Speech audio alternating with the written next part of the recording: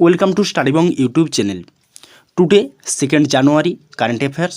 তো আজকের current affairs দেখে নাও। 2রা জানুয়ারি আজকের দিন বিশ্ব জনসংখ্যা নিয়ন্ত্রণ দিবস। CMD of the year award জিতেছেন কে? শশীকান্ত দাস, অতুল কুমার, দীনেশ খাড়া নাকি প্রদীপ কুমার দাস? কে জিতেছেন? প্রদীপ কুমার দাস।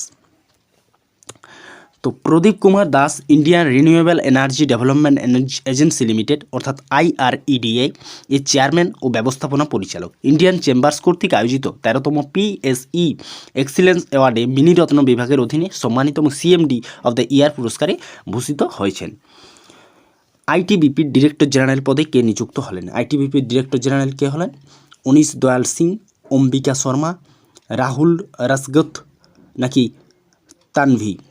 কে?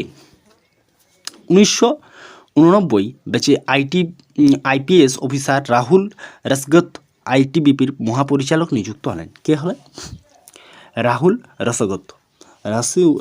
রসগোত্ত তিনি কিন্তু হয়েছেন। তো রাহুল রসগোত্ত 30শে সেপ্টেম্বর 2025 পর্যন্ত অর্থাৎ তার চাকরির মেয়াদ শেষ হওয়া তারিখ পর্যন্ত এই পদে নিযুক্ত হলেন। তো প্রধানমন্ত্রী শ্রী নরেন্দ্র মোদীর আমন্ত্রণ 75তম প্রজাতন্ত্র দিবসের অনুষ্ঠানে প্রধান অতিথি হিসেবে ভারতে আসবেন ফ্রান্সের রাষ্ট্রপতি এমানুয়েল ম্যাক্রো এসেছেন। সুলতানপুর ন্যাশনাল পার্ক কোথায় অবস্থিত? সুলতানপুর ন্যাশনাল পার্ক কোথায় অবস্থিত? হায়দ্রাবাদে সুলতানপুর ন্যাশনাল পার্কটি অবস্থিত এবং এটি 1989 সালে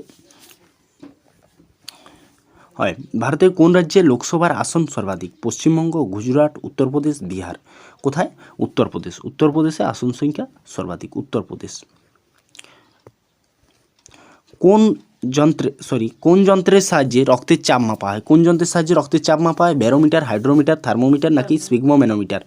স্পিগমোম্যানোমিটার। ভারতের নেপোলিয়ন কাকে বলা হয়? ভারতের নেপোলিয়ন বলা হয় কাকে? সমুদ্রগুপ্তকে। বিশ্ব জনসংখ্যা দিবস কবে পালন করা হয়? বিশ্ব জনসংখ্যা দিবস 11ই জুলাই। বিশ্ব জনসংখ্যা দিবস।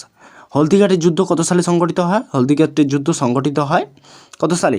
1576 সালে হলদিঘাটের যুদ্ধ সংগঠিত হয়। তো আজকের ক্লাস এই পর্যন্তই। আমাদের ক্লাস ভালো লাগলে অবশ্যই লাইক, কমেন্ট, শেয়ার এবং সাবস্ক্রাইব করতে ভুলবে না। Thanks for watching.